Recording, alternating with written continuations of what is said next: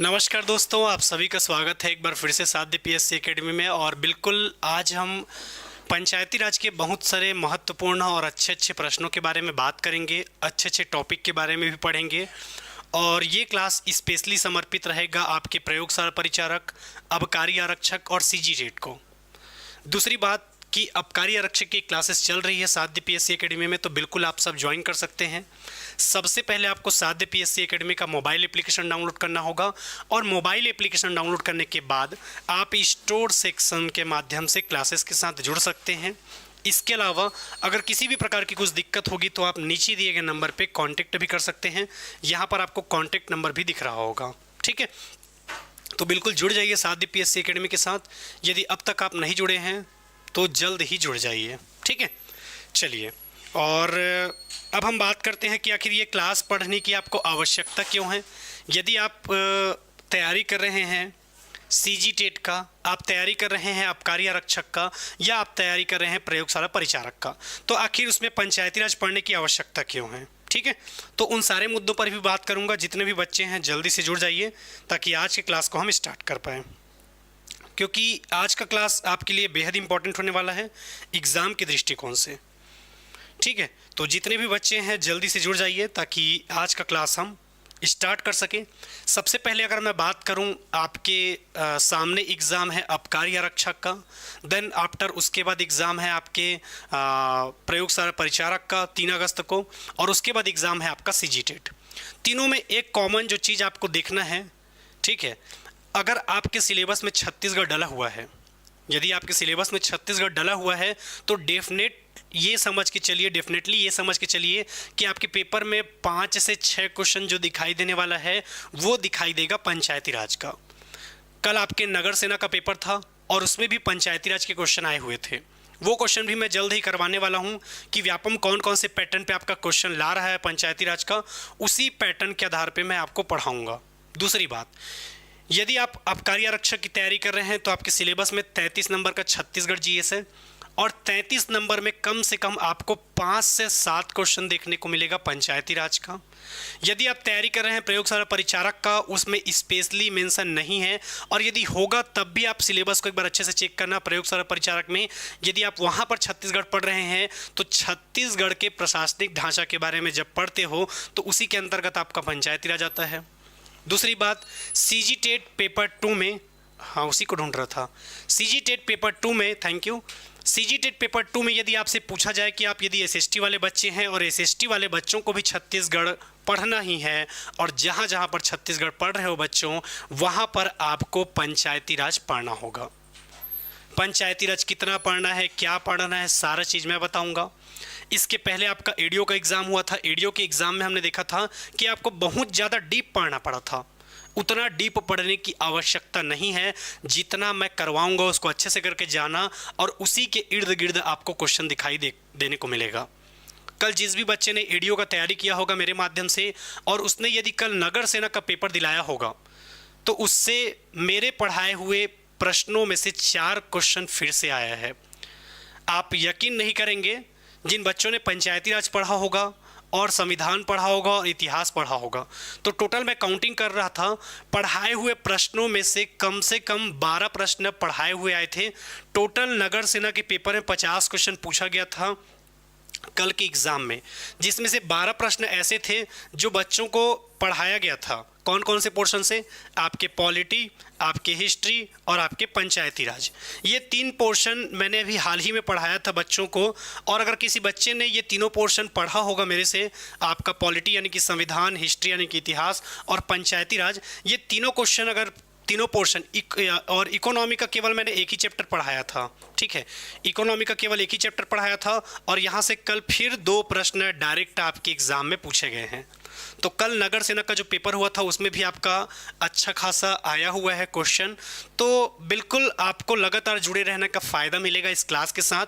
अभी चूँकि ये जो क्लासेस है ये आपकी स्पेशली आबकारी आरक्षक, ठीक है, उसके बाद आपका एग्ज़ाम है प्रयोगशाला परिचारक, और उसके बाद आपका एग्ज़ाम है सीजी टेट पेपर 2।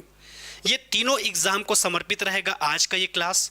इवन शिक्षक भर्ती में यदि आप छत्तीसगढ़ पढ़ते हैं और वहाँ पर भी यदि छत्तीसगढ़ का वेटेज है, यानी कि आप ये मान के चलिए कि जहाँ जहाँ पर आपका छत्तीसगढ़ का वेटेज है वहाँ वहाँ पर आपको पंचायती राज पढ़ना होगा। दूसरी बात, आप एडीओ में जितना डीप घुस घुस के पढ़े थे उतना पढ़ने की आवश्यकता नहीं है बाकी एग्जाम में। सब कहते हैं कि पंचायती राज का वेटेज ज़्यादा है, बिल्कुल ज़्यादा है, संविधान का वेटेज ज़्यादा है, हिस्ट्री का वेटेज ज़्यादा है, लेकिन कौन कौन से टॉपिक पढ़ के जाना है, लिमिटेड चीज़ें पढ़ना है, वो सारा चीज़ मैं आपके साथ क्लास में डिस्कशन करते जाऊँगा। ठीक है, तो बिल्कुल आज हमारा पहला क्लास है पंचायती राज का, और पंचायती राज का मैं पहला चैप्टर स्टार्ट करूंगा किससे, तो आपको कुछ कुछ लोगों से मिला देता हूं। सबसे पहले आप जो देख रहे हैं भारत के संविधान, जिनको बनाने में हमारे डॉक्टर भीमराव अंबेडकर जी का बहुत बड़ा योगदान था। ठीक है, तो सबसे पहले हम पंचायती राज को पढ़ेंगे भारत के दृष्टिकोण से। जब भी मैंने बच्चों को पढ़ाया है अक्सर मैंने कहा है कि बच्चों आपको पंचायती राज दो स्तर पर पढ़ना होगा। एक भारत के संविधान के अनुसार, जिसमें आपका संविधान में 73वां संविधान संशोधन हुआ था, और दूसरा आपके छत्तीसगढ़ पंचायती राज अधिनियम 1993। ये दोनों को अलग अलग करते हुए पढ़ना होगा। इसके अलावा एक फ़ोटो जिससे मैं आपको रूबरू करवाना चाहता हूँ, जल्दी से बताओ इनको पहचानते हो कि नहीं पहचानते। गुड आफ्टरनून निशा जी, चंद्रिका जी। सर आमीन पटवारी में 50 पोस्ट आएगा, अभी फिलहाल एकदम डिक्लेयर नहीं किया गया है। ठीक है चंद्रिका जी, जब डिक्लेयर होगा तो आपको बता दिया जाएगा। योगेश जी गुड आफ्टरनून, प्रतिमा जी, भूमिका जी, संस्कृति जी, खुशबू जी गुड आफ्टरनून। चलो जल्दी से बताओ कौन है ये पीछे जो दिखाई दे रहे हैं आपको। ऑनलाइन में जितने भी बच्चे जुड़ गए हैं जल्दी से कमेंट करके बताइए, पीछे जो शख्स आपको दिखाई दे रहे हैं क्या आप इनको जानते हो, इनके बारे में क्या जानते हो, अगर जानते भी हो तो चलो जल्दी से कमेंट करके बताओ कौन है ये। बिल्कुल रजनी साहू जी, सीजी टेट वालों को भी पढ़ना होगा। यदि आप सीजी टेट पेपर 2 वाले हैं तो आपको पढ़ना होगा, और आपका बैकग्राउंड एसएसटी है तो। ठीक है रजनी साहू जी, यदि आपका बैकग्राउंड एसएसटी है और आप आर्ट्स बैकग्राउंड या कॉमर्स बैकग्राउंड से है तो बिल्कुल वहाँ पर भी आपको पढ़ना होगा, क्योंकि वहाँ पर भी आपके एग्जाम में छत्तीसगढ़ पूछा जाता है। जल्दी से बताओ इनको नहीं पहचानते क्या। ईसा जी, चंद्रिका जी, योगेश जी, प्रतिमा जी, भूमिका जी, संस्कृति जी, खुशबू जी, पीछे जो दिखाई दे रहे हैं शख्स क्या इनको पहचानते हो आप लोग। नहीं पहचानते कोई, ऑनलाइन कोई नहीं पहचानते क्या। चलो इनको नहीं पहचानते, अब अगला शख्स दिखाई दे रहा है उनको पहचानते हो क्या। नहीं पहचानते इनको भी, चलो कोई बात नहीं। आगे जो मैं दिखाने वाला हूं आपको, ठीक है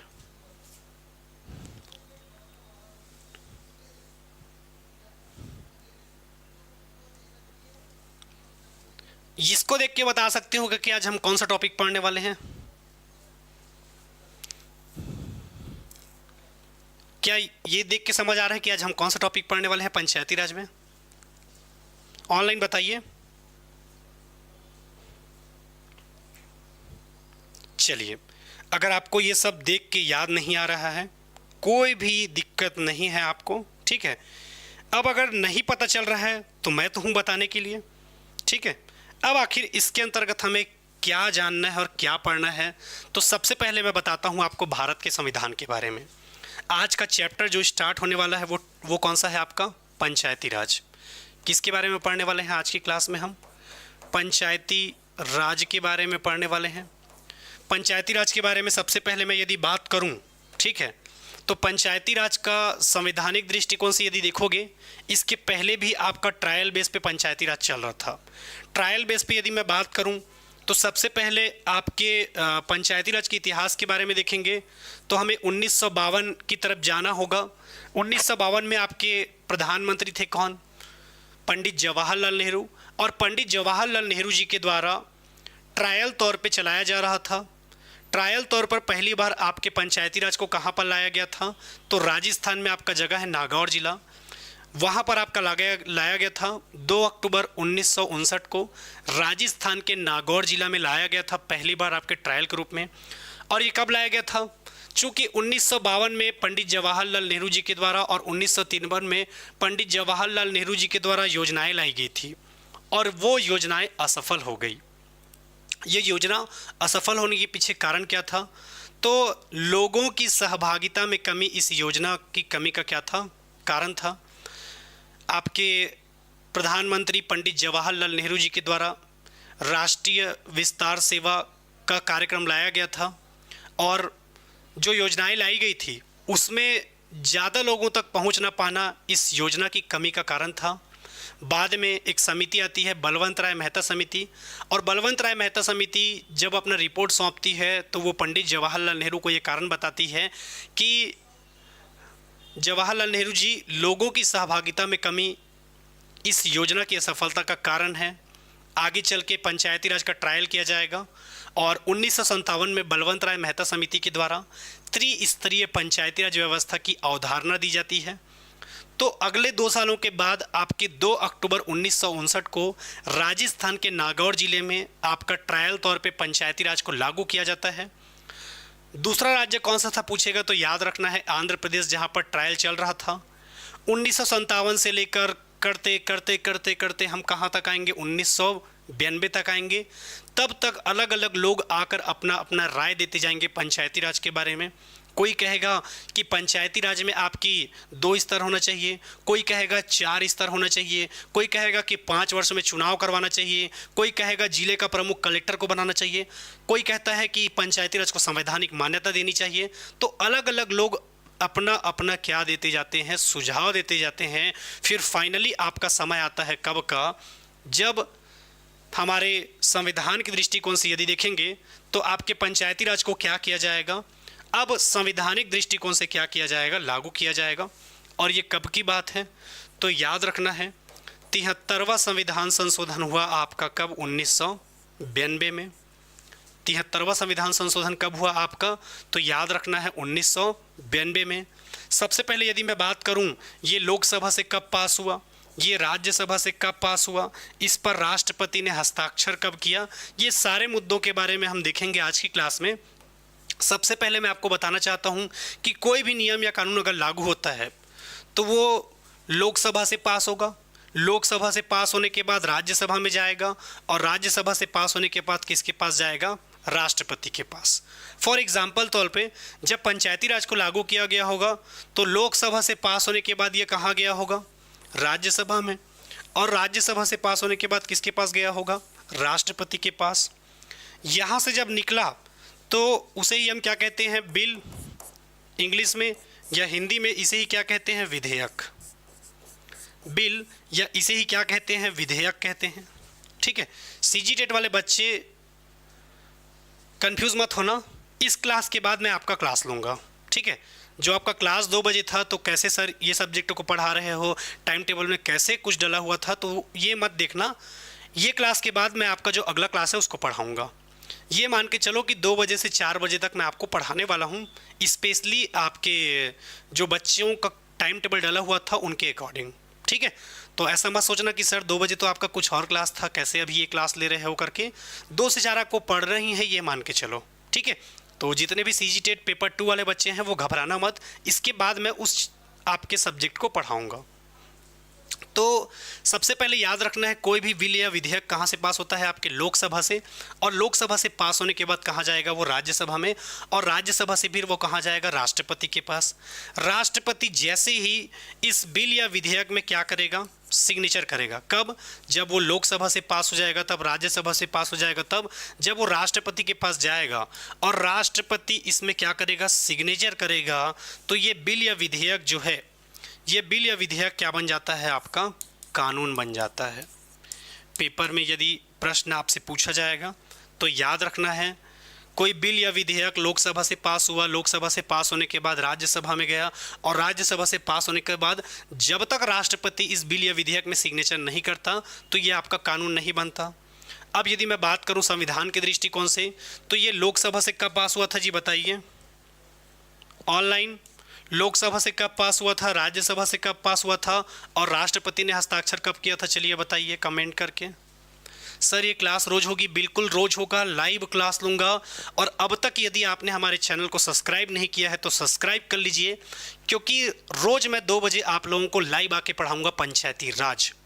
और ये क्लास यदि आपने अटेंड कर लिया तो आगे आने वाले आपके आबकारी आरक्षक, आगे आने वाले आपके प्रयोगशाला परिचारक, आगे होने वाले आपके सीजी टेट, और जो बच्चे सीजी टेट में एसएसटी वाले हैं उनके लिए तो बहुत फ़ायदे का रहेगा। दूसरी बात, अगर कोई बच्चा शिक्षक भर्ती की तैयारी कर रहा है और एसएसटी वाला है, उनके में यदि छत्तीसगढ़ आता है, मतलब जहाँ जहाँ आपका छत्तीसगढ़, वहाँ वहाँ मुझे आप देखते रहोगे पंचायती राज पढ़ाते हुए, क्योंकि पंचायती राज का इतना अच्छा खासा वेटेज है आपके छत्तीसगढ़ के एग्ज़ाम में, और वहाँ से हर एग्ज़ाम में आपको पेपर में प्रश्न देखने को मिलेगा। कल यदि आप नगर सेना का पेपर देखोगे ना, उसको तो आप लोग ऐसे ही बना दोगे, ठीक है, ऐसे ही देखते ही बना देते आप लोग, इतना अच्छा प्रश्न पूछा गया था। चलिए, तो लोकसभा से कब पास हुआ था? रोज चलेगा प्रिया जी, रोज चलेगा। चलिए बताइए, ऑनलाइन जल्दी से कमेंट करके बताइए, लोकसभा, राज्यसभा और राष्ट्रपति से कब पास हो गया था?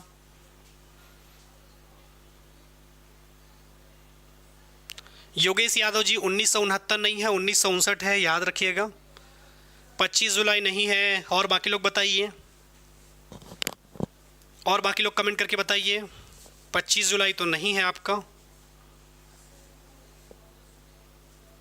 लोकसभा से कब पास हुआ था जी? पंचायती राज बताओ ऑनलाइन। कैसे कोई जवाब नहीं दे रहे हो? ठीक है, उमा जी का जवाब आया है और उनका जवाब बिल्कुल सही है।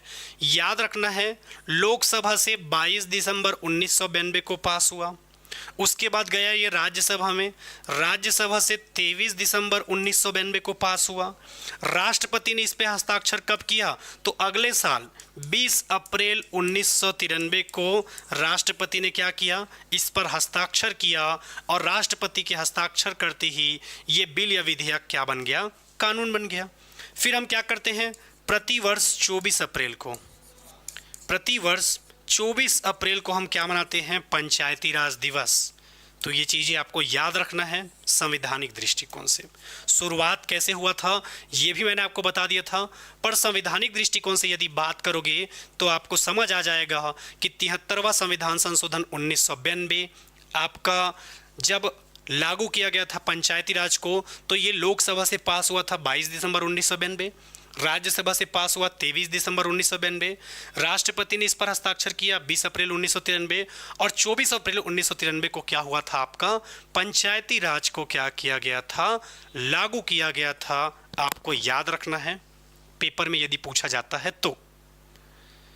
दूसरी बात, आपके पंचायती राज के बारे में यदि बात करोगे तो ये पूरे भारत में लागू नहीं था। आप लोगों के मन में प्रश्न आएगा कि सर आप क्या बोल रहे हो?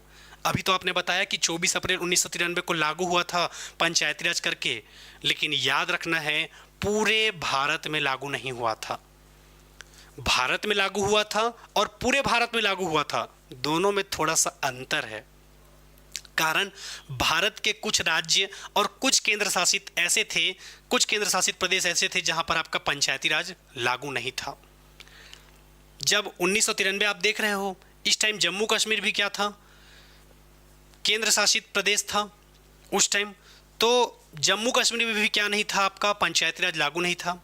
बाद में जब संशोधन करके आपके जम्मू कश्मीर को फिर से भारत में अच्छे से जब मिलाया गया, और उसके बाद फिर अभी वर्तमान में आपके जम्मू कश्मीर में भी पंचायती राज लागू है।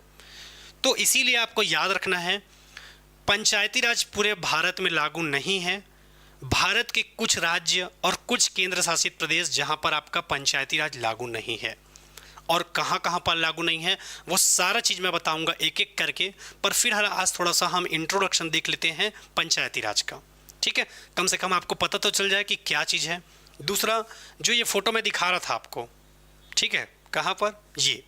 ये कोई और नहीं, आपके प्रधानमंत्री हैं जिनका नाम है पीवी नरसिम्हा राव। जब पंचायती राज को लागू किया जा रहा था 73वां संविधान संशोधन 1992 के द्वारा, तो उस टाइम हमारे प्रधानमंत्री कौन थे पूछेगा तो कौन थे? कौन थे? याद रखना है पीवी नरसिम्हा राव। दूसरा फोटो जो मैंने आपको दिखाया था, हालांकि व्यापम आपको फोटो दिखा के नहीं पूछेगा कि चलो बताओ ये कौन है करके, ये तो मैं अपने पढ़ाने की शैली में इसको शामिल किया हूँ ताकि आपको और अच्छे से समझ आ पाए, ठीक है? वो कहते हैं ना कि फ़ोटो देख के आपको आधा चीज़ क्लियर हो जाता है करके। जैसे कि यदि आपको साइंटिस्ट बनना है तो डॉक्टर एपीजे अब्दुल कलाम का यदि फ़ोटो देखते रहोगे तो कहीं ना कहीं मन में अंदर में चलता रहेगा कि मुझे भी डॉक्टर एपीजे अब्दुल कलाम की तरह एक अच्छा साइंटिस्ट बनना है करके। वैसे ही जब आप पंचायती राज पढ़ रहे हो, अब पंचायती राज पढ़ रहे हो तो इन लोगों को फ़ोटो लगा के मत रखना रूम में, पर मुझे ऐसा लगता है कि कहीं ना कहीं देखोगे तो आपको फ़ायदा मिलेगा। तो उस टाइम हमारे राष्ट्रपति कौन थे पूछेगा, तो ये जो शख्स आप देख रहे हो ये उस टाइम भारत के राष्ट्रपति थे, नाम है डॉक्टर शंकर दयाल शर्मा। ठीक, अब हम आते हैं अपने टॉपिक की ओर। यदि ये दोनों आपने देख लिया है, ठीक है, तो आगे की जो कहानी है वो आपके लिए पढ़ना आसान होगा। जब पंचायती राज लागू हो रहा था इस टाइम भारत में प्रधानमंत्री कौन थे पूछेंगे। दूसरा प्रश्न आपसे क्या पूछेंगे, इस टाइम आपके राष्ट्रपति कौन थे, ये भी प्रश्न आपसे पूछा जा सकता है। तो प्रधानमंत्री कौन थे और राष्ट्रपति कौन थे, ये दोनों प्रश्न आपके एग्ज़ाम में पूछा जा सकता है और आपके एग्ज़ाम के दृष्टिकोण से फ़ायदे का भी सौदा रहेगा। तो आपके प्रधानमंत्री कौन थे, आपके राष्ट्रपति कौन थे, ये दोनों आपके एग्ज़ाम के दृष्टिकोण से बेहद इंपॉर्टेंट है यदि आप पंचायती राज पढ़ रहे हो तो। मैंने पहले भी बच्चों को कहा था और अब भी कहता हूँ कि आज का क्लास ये लास्ट होगा जब आपको पंचायती राज के टाइम प्रधानमंत्री कौन थे और राष्ट्रपति कौन थे ये याद करना होगा। कुछ नहीं करना है, नॉर्मल सा कॉन्सेप्ट है। सबसे पहले आपको ये चीज़ें दिमाग में रखना होगा और याद रखना होगा। आपको क्या चीज़ दिमाग में रखोगे और याद रखोगे, आपको याद रखना है ये चीज़ कि आपको दो भगवान का नाम याद रखना है। एक नाम याद रखना है आपको शंकर भगवान का और एक नाम याद रखना है आपको विष्णु भगवान का। तीन देवताओं का नाम आपने सुना ही होगा, ब्रह्मा विष्णु महेश। महेश कहने का मतलब आपके शंकर भगवान। तो अभी फिलहाल दो भगवान को याद रखना है। सृष्टि के रचनाकार भगवान ब्रह्मा वो तो रचना करके चले गए हैं, तो आपको यहाँ पर दो नाम याद रखना है, एक शंकर भगवान का नाम और एक आपको विष्णु भगवान का नाम। विष्णु भगवान के एक अवतार हैं जिनका नाम क्या है, नरसिंह अवतार। आप सब ने नाम सुना होगा और उसी नरसिंह से आपको क्या नाम याद रखना है, पंचायती राज के टाइम भारत के प्रधानमंत्री कौन थे पूछेगा तो याद रखना है पीवी नरसिम्हा राव। ठीक, पेपर में यदि पूछा जाएगा कौन थे तो याद रखना है कौन थे, आपके पीवी नरसिम्हा राव थे। दूसरे भारत के राष्ट्रपति कौन थे तो शंकर भगवान के नाम से याद रखना है शंकर दयाल शर्मा। क्या याद रखोगे, शंकर दयाल शर्मा। दूसरा, यदि संविधान के दृष्टिकोण से बात करेंगे, किसके दृष्टिकोण से, संविधान के दृष्टिकोण से यदि हम बात करेंगे कि जब संविधान भारत में लागू हो रहा था, ठीक है, आपके पंचायती राज से दृष्टिकोण से यदि पंचायती राज लागू हो रहा था तो ये कौन सी अनुसूची के अंतर्गत हुआ है पूछेगा तो याद रखना है 11वां अनुसूची। संविधान के दृष्टिकोण से यदि देखोगे तो कौन से अनुसूची में, आपके 11वां अनुसूची में आपके पंचायती राज को क्या किया गया है, लागू किया गया है। इसमें कितने विषयों पर बात की गई है पंचायती राज में तो याद रखना है 29 विषय जिस पर नियम और कानून बना सकता है पंचायती राज के अंतर्गत। ठीक है, दूसरा, यदि संविधान के दृष्टिकोण से हम बात करेंगे तो कौन से भाग में हम पढ़ते हैं संविधान के दृष्टिकोण से पंचायती राज, भाग 9, अनुच्छेद कौन सा आपका 243। जब एकदम डीप में आप घुसते हो तो 243 ए से लेकर 243 ओ तक हम पढ़ते हैं। यहाँ से तरह तरह के प्रश्न बनते हैं कि पंचायती राज में आप टोटल कितने अनुच्छेद पढ़ते हैं। प्रश्न क्या के तरीके से बनता है, पंचायती राज में टोटल आप कितने अनुच्छेद पढ़ते हैं। बच्चे जब काउंट करते हैं ए से लेकर ओ तक को, तो आपने जब अल्फ़ाबेट पढ़ा होगा रीजनिंग में, तो एक ठो रीजनिंग में हमेशा एक टीचर पढ़ाता है EJOTY, ऐसा पढ़ाता है रीजनिंग वाला टीचर। कारण, क्योंकि इसमें आपको अल्फ़ाबेट याद करने में मदद मिलती है। जैसे कि ई को हम देखेंगे तो कितने नंबर पे रहता है आपका ई, 5 नंबर पे, जे आपका 10 नंबर पे, ओ आपका 15 नंबर पे, टी आपका 20 नंबर पे और वाई आपका 25 नंबर पे। तो बच्चे जब देखते हैं कि ए से लेकर ओ तक काउंट करते हैं तो कितना अनुच्छेद काउंट होता है ए से लेकर ओ तक, 15, और पेपर में एक ऑप्शन दिया रहता है आपका 16। अब बच्चे कंफ्यूज कि सर हम किसे टिक करें, 15 और 16 बहुत दिया हुआ है। दूसरा प्रश्न जो आपके एग्जाम में बार बार पूछता है और बच्चों का भी बार बार प्रश्न रहता है कि सर अब तक आपके छत्तीसगढ़ के पंचायती राज में कितना बार संशोधन हुआ है। बहुत सारे बुक में अभी भी देखोगे तो आपको टोटल 19 बार संशोधन दिखाता है और छत्तीसगढ़ राज्य बनने के बाद 11। पर अभी यदि लेटेस्ट बात करोगे, आप जो भी राइटर का बुक पढ़े होंगे पंचायती राज का, उसमें अपडेट कर लेना। वर्तमान कंडीशन में अभी आपके पंचायती राज में अब तक टोटल 20 बार संशोधन हुआ है, और छत्तीसगढ़ राज्य बनने के बाद यदि कहेगा तो 12 बार। ये दोनों याद रखना है, आज नहीं तो कल किसी न किसी एग्जाम में ये प्रश्न पूछने वाला है। आज नहीं तो कल मैं आपको दिखाऊंगा कि नगर सेना के पेपर में क्या क्वेश्चन पूछा था, और आखिर आप वो प्रश्न बना पाते कि नहीं। आप लोग खुद डिसाइड कर लेना कि वाकई में मैंने वो क्वेश्चन आपको पढ़ाया है कि नहीं, ये खुद डिसाइड करना, और आप बना पा रहे हो कि नहीं, ये भी आप खुद डिसाइड करना। ठीक है, मुझे कुछ बोलने की आवश्यकता नहीं है, आप लोग खुद बताना। दूसरी बात, यदि मैं बात करूं EJOTY के अंतर्गत, तो 243 ए से लेकर ओ तक देखोगे तो टोटल आपको 15 अनुच्छेद दिखाई देता है। अब इसमें बच्चों के मन में बड़ी समस्या, क्या समस्या? बच्चों के मन में ये समस्या कि सर हम 15 टिक करें कि 16 टिक करें। तो बच्चों, पंचायती राज में टोटल कितना अनुच्छेद है यदि आपसे पूछा जाएगा तो याद रखना है टोटल 16। सर व्यापम ने प्रश्न रिपीट किया है, विद्रोह वाला प्रश्न एडीओ और होमगार्ड में भी पूछा है। ठीक है, कुछ नहीं होता, ठीक है। पेपर क्या है ना, अलग अलग जगह से आपका बन के आता है, तो इसी कारण से कभी कभी सेम क्वेश्चन भी आपके एग्जाम में अलग अलग तरीके से पूछते हैं। ठीक है, तो उससे आपको टेंशन नहीं लेना है, आपको अपना कॉन्सेप्ट अच्छा रखना है, बाकी व्यापम कुछ भी पूछे उससे मतलब नहीं है। अब व्यापम के पेपर में आपको ये ध्यान रखना होगा कि पढ़ने के साथ साथ आपको रीजनिंग वाला भी दिमाग लगाना होगा। आपने कल का भी पेपर देखा होगा, पेपर के पैटर्न को वो कैसे फॉलो कर रहा है। सब कहते हैं कूट वाला प्रश्न आ रहा है, कूट वाला प्रश्न आ रहा है, पूरा हवा बना के रख दिए हैं। पर मैं कहता हूँ यदि हर एक टॉपिक का कॉन्सेप्ट आपको क्लियर है तो बिल्कुल आपसे कूट वाला प्रश्न बनेगा। यदि आप छत्तीसगढ़ के अंतर्गत जितना भी विद्रोह पढ़ते हैं, ठीक है, उस विद्रोह के बारे में यदि आपको अच्छे से नॉलेज है कि विद्रोह कब कब हुआ था, कौन कौन से अंग्रेज अधिकारियों ने उसके दमन किया था, कौन कौन उसके नेतृत्व करते थे, तो सारा प्रश्न आपसे बनेगा। बस ज़रूरत है जो आपके सिलेबस में दिया है उस टॉपिक के बारे में आपको अच्छे से ज्ञान होना चाहिए। ठीक है, कभी कभी मैं जब MCQ करवाता हूं तो मैं कूट वाले प्रश्न नहीं, सिंगल क्वेश्चन करवाता हूं, और यदि वो सिंगल क्वेश्चन का आंसर आपसे बन रहा है तो कूट वाला भी आराम से बन जाएगा। हालांकि अब मैंने थोड़ा सा पैटर्न चेंज कर दिया है, मैं कूट वाले प्रश्न भी ज़्यादातर लाने की कोशिश करता हूं, क्योंकि बच्चों का डिमांड भी रहता है ताकि प्रैक्टिस अच्छे से हो पाए। तो ये आपको याद रखना है संविधान के दृष्टिकोण से 11 अनुसूची, 29 विषय, भाग 9 243 ए से लेकर ओ तक पढ़ना है, और टोटल कितने अनुच्छेद होते हैं आपके 16। ठीक है, तो ये आपको याद रखना है संविधान के दृष्टिकोण से। सबसे पहले आज का चैप्टर हमने स्टार्ट किया था, उसमें हमने क्या देखा? सबसे पहले हमने देखा था संविधान के बारे में। किसके बारे में देखा? संविधान के बारे में। संविधान के दृष्टिकोण से यदि हम देखेंगे, ठीक है, तो ये शुरुआत होती है कहानी कहाँ से? 1952 1953 से। इस टाइम आपके देश में प्रधानमंत्री रहते हैं पंडित जवाहरलाल नेहरू। पंडित जवाहरलाल नेहरू जी के द्वारा योजनाएं लाई जाती है, योजनाएं असफल हो जाती है। बाद में बलवंत राय मेहता की एक समिति आती है जिसके अध्यक्ष खुद बलवंत राय मेहता रहते हैं। उन्होंने अपना रिपोर्ट सौंपा पंडित जवाहरलाल नेहरू जी को और बताया कि पंडित जवाहरलाल नेहरू जी, लोगों की सहभागिता में कमी इस योजना की असफलता का कारण है। आगे चल के खुद बलवंत राय मेहता के द्वारा 1957 में रिपोर्ट पेश की जाती है जिसमें पंचायती राज की व्याख्या की जाती है, और पंचायती राज को वो कितने स्तर में बांटने की बात करते हैं? 3 स्तर में। ग्राम स्तर पर ग्राम पंचायत, जनपद स्तर पर जनपद पंचायत, और जिला स्तर पर जिला पंचायत। पर आपको ग्राम पंचायत, जनपद पंचायत और जिला पंचायत जानने से पहले जानना होगा आपको ग्राम सभा के बारे में। किसके बारे में जानना होगा? ग्राम सभा के बारे में जानना होगा। आगे हम बात करते हैं, तो ये जो शख्स आपको दिखाई दे रहे हैं ये कोई और नहीं, PV नरसिम्हा राव हैं, जो कि उस टाइम भारत के क्या थे? प्रधानमंत्री।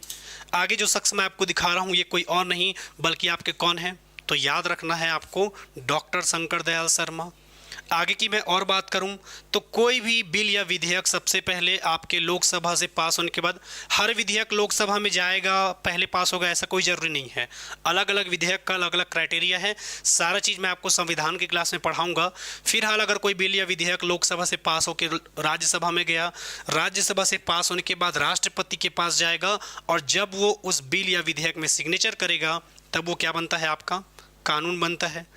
इसके बाद यदि मैं बात करूं संवैधानिक दृष्टिकोण से, तो हमने देखा आपके संविधान के दृष्टिकोण से यदि मैं बात करूं तो ये आपके लोकसभा, राज्यसभा और आपके कहना चाहिए कि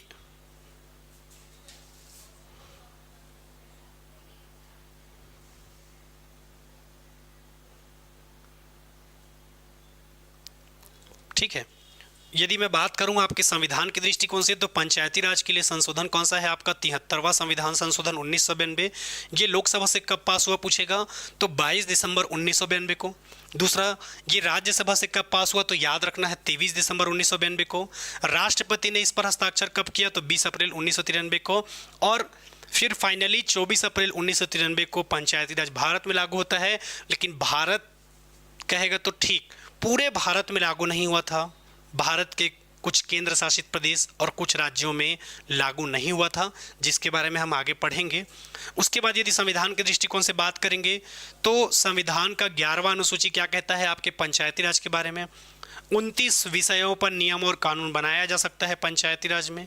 ये 29 विषय क्या क्या है, कौन कौन सा है, आगे हम देखेंगे। भाग 9 के अंतर्गत हम पढ़ते हैं अनुच्छेद कहेंगे तो 243। एकदम डीपली जब हम पढ़ेंगे तो 243 ए से लेकर ओ तक पढ़ेंगे हम पंचायती राज में। दूसरा, यदि मैं बात करूं आपके आगे के बारे में, तो आगे यदि मैं बात करूं तो उस टाइम आपको 2 नाम याद रखना है। एक नाम भगवान विष्णु का, जिनके अवतार क्या है, नरसिम्हा अवतार, ऐसा करके याद रखना। केवल ये याद करवाने का एक तरीका है, किसी भी धर्म को या किसी भी चीज़ों को मजाक उड़ाना मेरा उद्देश्य नहीं है। केवल याद करवाने के लिए आपको मैं ये तरीका बता रहा हूँ कि शंकर भगवान और विष्णु भगवान का नाम याद रखना, क्योंकि विष्णु भगवान के अवतार क्या है, नरसिंह अवतार। तो उससे आपको याद रहेगा पीवी नरसिम्हा राव, और राष्ट्रपति कौन थे, शंकर दयाल शर्मा। ठीक है, थोड़ा सा कुछ न कुछ तरीका आपको अपनाना होगा ताकि एग्जाम के जाते तक आप ना भूलो। इसके बाद आगे मैं बात करूं, ठीक है, तो आबकारी आरक्षक की क्लासेस ऑलरेडी चल रही है, बिल्कुल आप सब ज्वाइन कर सकते हैं। और कुछ भी दिक्कत होगा तो इस नीचे दिए गए नंबर पे आप कांटेक्ट भी कर सकते हैं। अब हम आगे जो क्लास में पढ़ने वाले हैं वो कौन से टॉपिक, तो चलो इसको देख के क्या लगता है क्या टॉपिक हम पढ़ने वाले हैं। और बिल्कुल जितने भी बच्चे जुड़ गए हैं अब तक, यदि आपने सेशन को लाइक नहीं किया है तो बिल्कुल लाइक कर देंगे, चैनल को सब्सक्राइब कर देंगे, क्योंकि इसी चैनल में मिलूंगा मैं डेली 2 बजे पंचायती राज की क्लास लेके। ठीक है, अलग अलग तरीके का मैं MCQ भी करवाता हुआ मिलूंगा आपको। तो बिल्कुल अब तक यदि आपने चैनल को सब्सक्राइब नहीं किया है तो बिल्कुल चैनल को सब्सक्राइब कर लीजिए। रोज़ हमारा मुलाकात इसी चैनल के माध्यम से होगा। ठीक है, तो बिल्कुल चैनल को सब्सक्राइब कर लीजिए। चलो जल्दी से बताओ कौन सा टॉपिक हम पढ़ने वाले हैं, इसको देख के क्या लगता है। अब देखो, जब आपको टॉपिक्स पता चल चुका है कि हम कौन सा टॉपिक पढ़ने वाले हैं करके, ठीक, अब यहाँ पर यदि देखोगे तो यहाँ पर आपको महिला दिखाई दे रही है, पुरुष भी दिखाई दे रहे हैं, महिला भी दिखाई दे रहा है, पुरुष भी दिखाई दे रहे हैं, पुरुष भी दिखाई दे रहा है, महिला भी दिखाई दे रहे हैं, फिर पुरुष फिर महिला। तो यानी कि यहाँ से आपका 1 नंबर का प्रश्न रेडी होता है। कितने नंबर का प्रश्न रेडी होता है आपका? 1 नंबर का प्रश्न रेडी होता है। 1 नंबर का प्रश्न यहाँ से क्या हो जाएगा, रेडी हो जाएगा। बच्चों हल्ला मत करिए, पूरा फोकस ब्लैक बोर्ड पर रखिए, ऑफलाइन वाले बच्चे। ठीक है, चलिए, तो ये आपको देखना है, आपको फोटो दिखते ही याद आ जाएगा और यहाँ से बनने वाला है 1 नंबर का प्रश्न। आपको लग रहा होगा कि सर आप ये क्या मजाक कर रहे हो, एक तो फोटो से कैसे आपका बनेगा करके। सर आबकारी आरक्षक के पंचायती राज का कितना प्रश्न आएगा? धर्मेंद्र साहू जी, कम से कम आपको 5 से 7 क्वेश्चन देखने को मिलेगा पंचायती राज से। ठीक है, कितना प्रश्न देखने को मिलेगा आपको? 5 से 7 प्रश्न आपको देखने को मिलेगा पंचायती राज से। ठीक है, क्लास आज से ही स्टार्ट हुआ है क्या सर? हाँ बिल्कुल नीलिमा साहू जी, और जितने भी बच्चे प्रयोगशाला परिचारक की तैयारी कर रहे हो उन लोगों को भी देखना कंपलसरी है, आबकारी आरक्षक वाले बच्चों को भी देखना कंपलसरी है, और CG टेट पेपर 2 जिनका पोर्शन है SST उन बच्चों को भी देखना होगा। जहाँ जहाँ छत्तीसगढ़ का सिलेबस, वहाँ पर आपको पंचायती राज अब आवश्यकता है पढ़ने की। मुझे समझ नहीं आ रहा है आजकल वेटेज कैसे क्या हो रहा है चेंजेस। दूसरा, एडीओ के एग्ज़ाम को देखकर ये मत सोचना कि पंचायती राज इतना आसान आने वाला है। हर पोर्शन में पहले से ही तय होता है कि कौन सा पोर्शन आपको आसान देना है और कौन सा कठिन बनाना है। तो एडीओ के पेपर को देखकर ये मत सोचना कि हम तो ऐसे ही नॉर्मल पढ़ेंगे, नॉर्मल करेंगे फिर निकल जाएगा, नहीं। एडीओ के पोर्शन में आपका 2 पोर्शन आसान दिया गया था। ठीक है, तो उस धोखे में ये मत रहना। हालांकि मैंने बच्चों को बहुत ज़्यादा डीप पढ़ाया था ताकि हार्ड से हार्ड क्वेश्चन को बना पाए। एक बच्चा मुझे मैसेज किया था, देखकर अच्छा भी लगा, बहुत सारे बच्चों ने मैसेज किया था टेलीग्राम पे, चूँकि मैं व्हाट्सअप नहीं चलाता तो बच्चों ने मैसेज किया था कि सर मुझे 5 मिनट लगा 15 क्वेश्चन बनाने में करके। मुझे अच्छा लगा सुनकर। कुछ बच्चों ने और मैसेज किया था कि सर आपने संविधान में जो जो पढ़ाया था वो पूरा प्रश्न आया था, वो देखकर भी अच्छा लगा। मैंने अपनी तरफ से पूरा प्रयास किया था और आगे भी पूरा प्रयास करता रहूँगा आप सभी के लिए, और बिल्कुल हम आगे बढ़ते हैं। तो ये जो टॉपिक देख रहे हो, आखिर यहाँ से 1 नंबर का प्रश्न कैसे आपके एग्ज़ाम में पूछेगा? क्यों? चलो बताओ, क्यों यहाँ से 1 नंबर का प्रश्न पूछेगा? क्या कोई बता सकते हैं? अभी फ़िलहाल मेरी क्लास में जुड़े हुए हैं प्रतिमा जी, नीलिमा जी, राकेश जी, धर्मेंद्र जी, ईशा जी, संस्कृति जी, मोना नाग जी, सीमा जी। कोई बता सकते हैं यहाँ से कैसे 1 नंबर का प्रश्न आ रहा है ऑनलाइन? अनीता जी, अमिताभ सिंह जी, योगेश जी,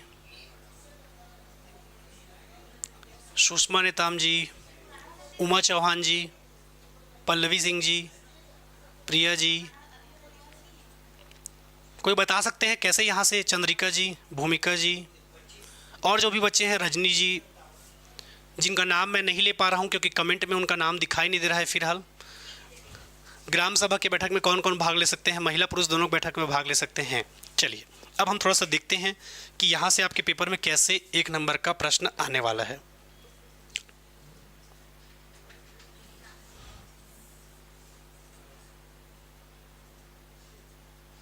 ठीक है, यहाँ से 1 नंबर का प्रश्न कैसे आ रहा है? तो सबसे पहले मैं एक टॉपिक पढ़ाना चाहता हूँ, गणपूर्ति। क्या हो रहा है? गणपूर्ति। यहाँ पर यदि आप संधि विच्छेद करोगे तो गण का मतलब क्या होता है? जनता। गण का मतलब क्या होता है? जनता। और गणपूर्ति का मतलब क्या होता है? वह कम से कम सदस्य संख्या, वह कम से कम सदस्य संख्या जिसमें हम किसी बैठक को स्टार्ट कर पाए, उसे हम क्या कहते हैं? गणपूर्ति। दूसरी बात, ये टॉपिक कौन सा है जो हम पढ़ रहे हैं? ठीक है, ये टॉपिक आपका कौन सा है जिसके बारे में हम पढ़ रहे हैं? तो आप सभी को मैं बता दूं कि इस टॉपिक के अंतर्गत हम पढ़ रहे हैं ग्राम सभा के बारे में। ग्राम सभा को हम 2 स्तरों में बांट कर पढ़ते हैं। वो 2 स्तर कौन कौन सा है? तो आइए ज़रा देखें। ग्राम सभा को जब हम 2 स्तर में बांट के पढ़ते हैं तो एक स्तर है आपका सामान्य। एक स्तर कौन सा है आपका? सामान्य। दूसरा ग्राम सभा हमें पढ़ना है अनुसूचित क्षेत्र में, क्योंकि पेपर में ये दोनों से आपके पेपर में क्या पूछा जाता है? प्रश्न। तो ग्राम सभा जब भी पढ़ोगे तो आपको 2 भागों में डिवाइड करके पढ़ना होगा, एक सामान्य क्षेत्र का ग्राम सभा और एक आपके अनुसूचित क्षेत्र के ग्राम सभा। ठीक है, याद रखना है, एक आपको सामान्य क्षेत्र के ग्राम सभा के बारे में पढ़ना है और एक आपको अनुसूचित क्षेत्र के ग्राम सभा के बारे में पढ़ना है। सबसे पहले मैं स्टार्ट ही करता हूं आपके गणपूर्ति वाले टॉपिक से। तो गण का मतलब क्या होता है? जनता। नवीन सर जब आपको क्लास में पढ़ाते हैं तो वहाँ पर देखना, जब अलग अलग टॉपिक का वो संधि विच्छेद कराएंगे तो गण का मतलब क्या होता है? जनता। अब जनता के बारे में आपको क्या चीज़ याद रखना है? तो जनता के बारे में आपको याद रखना है सबसे पहले कि अब हम यहाँ पर पढ़ने वाले हैं गणपूर्ति। और गणपूर्ति का मतलब क्या होता है? वह कम से कम सदस्य संख्या जिसमें हम किसी बैठक को स्टार्ट कर पाए, उसे क्या कहते हैं? गणपूर्ति कहते हैं। वह कम से कम सदस्य संख्या जिसमें हम किसी बैठक को स्टार्ट कर पाए, उसे क्या कहते हैं? गणपूर्ति कहते हैं। अब गणपूर्ति के बारे में यदि बात करोगे, किसके बारे में? गणपूर्ति के बारे में यदि बात करोगे तो याद रखना है, ग्राम सभा को जैसे अभी हमने 2 भागों में बांट के पढ़ा हुआ है। ठीक है, ग्राम सभा को हमने कितने भागों में बांट के पढ़ा है? 2 भागों में बांट के पढ़ा अभी। तो दोनों क्षेत्र का अलग अलग गणपूर्ति होता है। तो एक आपके सामान्य क्षेत्र के ग्राम सभा की गणपूर्ति और दूसरा हम देखेंगे अनुसूचित क्षेत्र। दूसरा हम क्या देखेंगे? अनुसूचित क्षेत्र के ग्राम सभा की गणपूर्ति के बारे में देखेंगे। किसके बारे में? अनुसूचित क्षेत्र के ग्राम सभा की गणपूर्ति के बारे में देखेंगे। सबसे पहले यदि मैं बात करूं सामान्य क्षेत्र में गणपूर्ति कितनी होती है, चलो जल्दी से बताओ कमेंट करके। सामान्य क्षेत्र के ग्राम सभा में कितनी होती है गणपूर्ति? और दूसरा आपको बताना है अनुसूचित क्षेत्र के ग्राम सभा में कितनी होती है गणपूर्ति। ये मत सोचना कि सर आप आज पहला क्लास ले रहे हो और कैसे प्रश्न पूछ रहे हो करके। बहुत सारे बच्चों ने और पहले से ही पढ़ लिया है, उन बच्चों से मेरा क्वेश्चन है। ठीक है, बिल्कुल भी ये मत सोचना कि सर आज पहला क्लास है, सारा चीज़ आपको पढ़ाना चाहिए, आप तो हम ही लोगों से पूछ रहे हो, ऐसा मत सोचना। नहीं पता रहेगा तो मैं बताऊंगा ही। और दूसरा, कुछ बच्चे अगर जवाब दे दिए तो अच्छा है, नहीं देंगे तब भी मैं बताऊंगा। पर कुछ बच्चों का नाम मुझे डायरेक्ट पता है जो पहले भी पढ़ चुके हैं ये टॉपिक, तो वो भूल गए हैं, रिवीजन कर रहे हैं कि नहीं, ये भी तो मुझे पता करना होगा। ठीक है, तो याद रखना है। जल्दी से कमेंट करिए सामान्य क्षेत्र की गणपूर्ति कितनी है और अनुसूचित क्षेत्र की गणपूर्ति कितनी है। सबसे पहले यदि मैं बात करूं सामान्य क्षेत्र की गणपूर्ति के बारे में, किसके बारे में, सामान्य क्षेत्र की गणपूर्ति के बारे में यदि मैं बात करूं तो याद रखना है, क्या चीज़ याद रखोगे सामान्य क्षेत्र की गणपूर्ति के बारे में, तो यहाँ पर गणपूर्ति होती है कुल सदस्य संख्या का। किसका? कुल सदस्य संख्या का 1/10, जिसमें 1/3 क्या होंगी? महिलाएं। जिसमें 1/3 क्या होगा? महिला। याद रखना है सामान्य क्षेत्र के यदि ग्राम सभा के बारे में मैं बात करूं, सामान्य क्षेत्र के ग्राम सभा के बारे में यदि मैं बात करूं तो याद रखना है कुल सदस्य संख्या का 1/10, जिसमें 1/3 क्या होती है? महिलाएं। 1/3 क्या होती है? महिलाएं। दूसरा, अनुसूचित क्षेत्र के बारे में मैं बात करूं तो यहाँ पर कितना होगा? तो याद रखना है अनुसूचित क्षेत्र के बारे में यदि पूछा जाएगा तो क्या याद रखोगे? कुल सदस्य संख्या। कुल सदस्य संख्या का 1/3, कुल सदस्य संख्या का 1/3, जिसमें 1/3 क्या हो? महिला हो। 1/3 क्या हो? महिला हो। ये आपको याद रखना है। अब यदि मैं बात करूं, और कुछ बच्चों का मेरे पास प्रश्न भी आया था कि सर कई बार अनुसूचित क्षेत्र की जो ग्राम सभा है जिसमें कुल सदस्य संख्या का 1/3, जिसमें 1 क्या होती है? 3 महिलाएं होती है, उसके बारे में यदि प्रश्न पूछ लिया जाए तब हम क्या करेंगे? ये भी बच्चों के मन में प्रश्न रहता है। तो उसके लिए क्या करना है? ठीक है, उसके लिए एक छोटा सा पॉइंट याद रखना है आपको, जो कि एग्जाम के दृष्टिकोण से इंपॉर्टेंट है। यदि आपके ऑप्शन में ऐसा दिया है कि कुल सदस्य संख्या का 1/3 से अधिक, अगर ऐसा लिया है, क्या दिया हुआ है? 1/3 से अधिक, जिसमें महिलाएं कितनी होती हैं? 1/3 महिलाएं होती हैं। ऐसा भी आपके ऑप्शन में कभी कभी देता है प्रश्न बनाने वाला। तो ऐसे कंडीशन में क्या करना?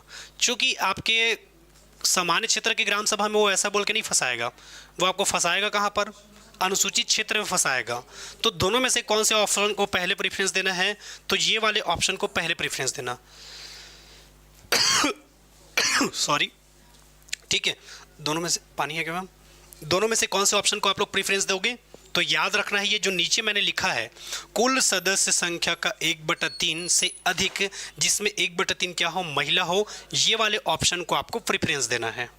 ठीक है, व्यापम खुद अपने अलग अलग पेपर में अलग अलग ऑप्शन देता है, तो ये दोनों चीज़ें आपको याद रखना है यदि पूछा जाएगा तो। ठीक है, सबसे पहले याद रखना है सामान्य क्षेत्र की ग्राम सभा में गणपूर्ति कितनी होती है? कुल सदस्य संख्या का 1/10, जिसमें 1/3 महिलाएं होती है। दूसरा, अनुसूचित क्षेत्र की बात करूं तो कुल सदस्य संख्या का 1/3, जिसमें 1/3 महिला हो। कभी कभी पेपर वाला ये ऑप्शन देता है और कभी कभी ये ऑप्शन देता है। फॉर एग्जाम्पल के तौर पे यदि दोनों ऑप्शन को ही दे दिया पेपर में, तब आप किसको पहले प्रेफरेंस दोगे? इसको पहले प्रेफरेंस देना। समझ रहे हो जो मैं बताना चाहता हूं उसको? सबसे पहले आपको गणपूर्ति का मतलब समझना होगा। गणपूर्ति का मतलब क्या होता है? तो अभी मैंने बताया है, गण का मतलब क्या होता है? जनता। गण का मतलब क्या होता है? जनता।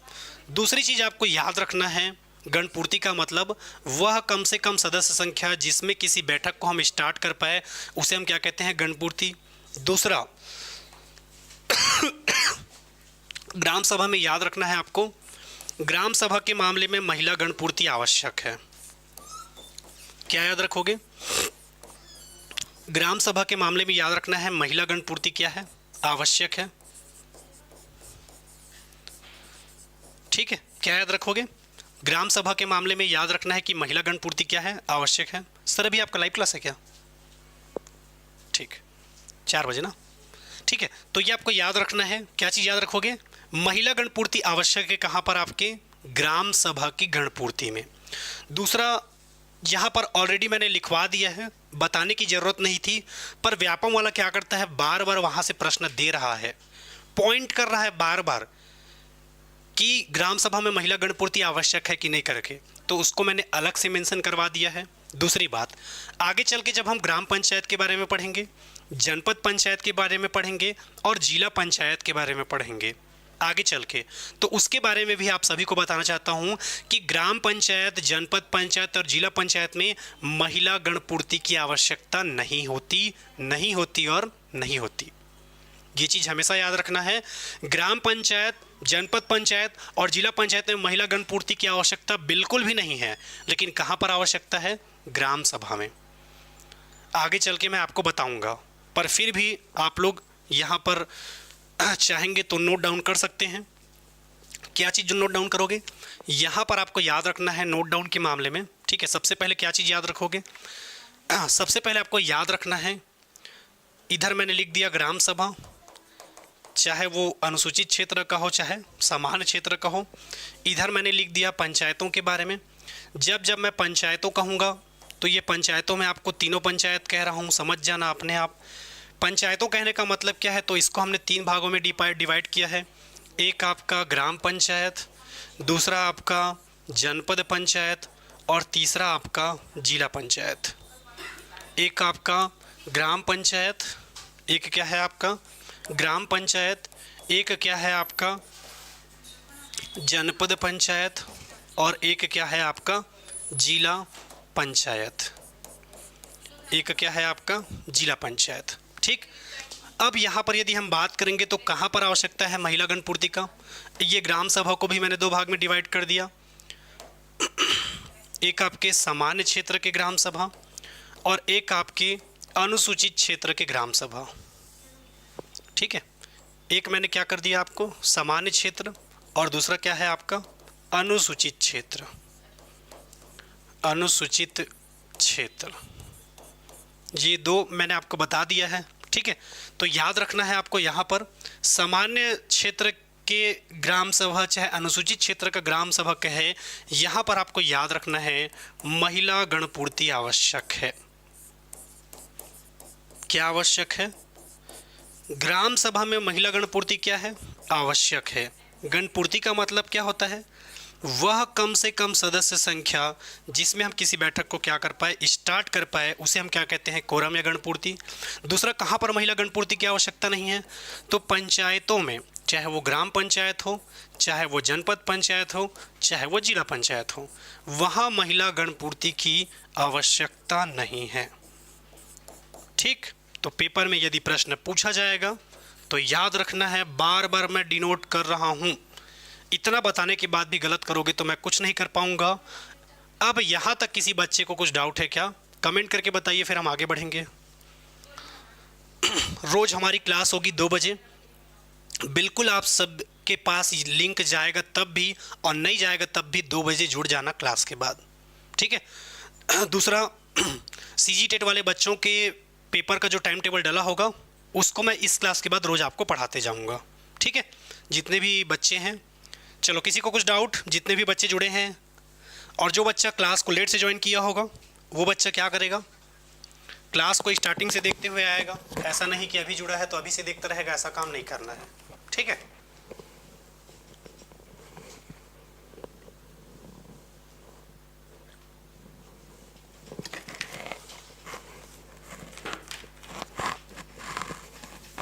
चलो यहाँ तक क्लियर है।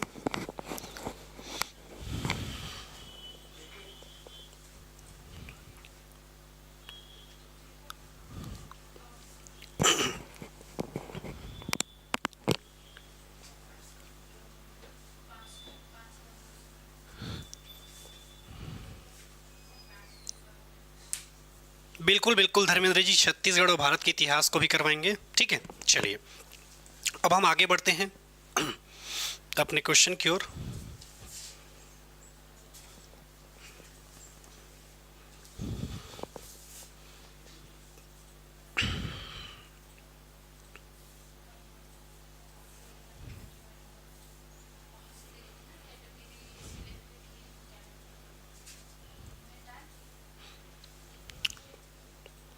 इसके साथ ही साथ आप सभी को मैं बताना चाहता हूँ कि सामान्य विज्ञान का ई बुक लॉन्च किया गया है राकेश सर के द्वारा। बिल्कुल ऐसे अभ्यर्थी जो प्रयोगशाला परिचारक की तैयारी कर रहे हैं, बिल्कुल आप इस एमसीक्यू के माध्यम से जुड़ सकते हैं। सबसे पहले आपको साध्य पीएससी एकेडमी का मोबाइल एप्लीकेशन डाउनलोड करना होगा और मोबाइल एप्लीकेशन डाउनलोड करने के बाद बिल्कुल आप राकेश सर के द्वारा ये जो एमसीक्यू का ई बुक बनाया गया है इसके साथ जुड़ सकते हैं। आप इसमें देख रहे हैं 2500 आपको टॉप एमसीक्यू देखने को मिलेगा इस ई बुक में और प्राइस मात्र रखा गया है 128 रुपये। इसके साथ ही साथ इस बुक की खासियत क्या रहेगी, तो खासियत के बारे में आप सभी को बता दूं, इस बुक को परचेस करने के बाद जो कि ई बुक है आपका, इसमें आपका देख पा रहे हैं आप यहाँ पर प्रयोगशाला परिचारक, कौन सा है आपका, प्रयोगशाला परिचारक, शिक्षक भर्ती, सहायक शिक्षक भर्ती, विज्ञान प्रयोगशाला, सीजी टेट और सीजी टेट पेपर 2, इसके अलावा CG PSC, CG Vyapam, KVS के अंतर्गत जो आपके नवोदय शिक्षक भर्ती की वैकेंसी आते हैं, नवोदय विद्यालय के अंतर्गत आपके आमीन पटवारी, आबकारी आरक्षक और विभिन्न प्रतियोगिता परीक्षा, जहाँ जहाँ पर आपका साइंस पूछा जाता है, बिल्कुल आप सभी इस बुक को, इस ई बुक को बिल्कुल परचेस कर सकते हैं और इसका फ़ायदा आपको आने वाले एग्ज़ाम में होगा। तो बिल्कुल अब तक जो बच्चा साइंस वाला है या कंपटीशन एग्ज़ाम की तैयारी करता है, साइंस वाला नहीं है, तब भी बिल्कुल वो इस बुक के माध्यम से अपनी तैयारी को और पुख्ता कर सकता है। 2500 एमसीक्यू करने के बाद आपका सारा कॉन्सेप्ट अपने आप बिल्टअप होने लगेगा। व्यापम के एग्ज़ाम के पैटर्न के आधार पर ही ये आपका ई बुक तैयार किया गया है और बिल्कुल आप कभी भी इसका एमसीक्यू कर सकते हैं, दिला सकते हैं ये ई बुक, तो बिल्कुल आप जुड़ सकते हैं। इसके अलावा कुछ भी दिक्कत होगा तो इस नीचे दिए गए नंबर पे आप कांटेक्ट भी कर सकते हैं, ठीक है। सर ऑलरेडी एक्सपीरियंस्ड हैं, ऑलरेडी सेलेक्टेड हैं, तो बिल्कुल उनके द्वारा जो एमसीक्यू तैयार किया गया होगा वो बहुत ही अच्छा होगा। तो बिल्कुल आप जुड़ सकते हैं सर के इस एमसीक्यू के ई बुक के माध्यम से। रोज़ हमारा मुलाकात होता रहेगा ऐसे ही 2 बजे, ठीक है। आज के लिए क्लास के लिए हम बस इतना ही रखेंगे। कल आने से पहले इतना टॉपिक जो मैंने आपको आज पढ़ाया है उसको एक बार अच्छे से रिवीजन कर लेना और अच्छे से रिवीजन करने के बाद फिर हम आगे करेंगे कंटिन्यू, ठीक है। सर जी इसको प्रिंट आउट करवाने चाहेंगे तो होगा कि नहीं? बिल्कुल नीलिमा जी हो जाएगा, कोई दिक्कत नहीं है। सर सीडीपी का बुक भी आएगा क्या? बिल्कुल सीडीपी का बुक भी आएगा, सारा चीज़ आपको मिल जाएगा, टेंशन लेने की आवश्यकता नहीं है। किसी भी चीज़ की यदि आवश्यकता है, आपको समझ नहीं आ रहा है, तो बिल्कुल आप संस्था के दिए गए नंबर पे कॉल कर सकते हैं, ठीक है। चलिए, तो आप सबसे फिर से मुलाकात होगा। मैंने पहले ही कह दिया है कि रोज़ 2 बजे मिलेंगे। अगर लिंक आपके ग्रुप में नहीं जाता है तब भी आपको अपने आप लाइव हो जाना है, ठीक है। चलिए, तो और मुलाकात होगा आप सबसे, तब तक के लिए धन्यवाद। जय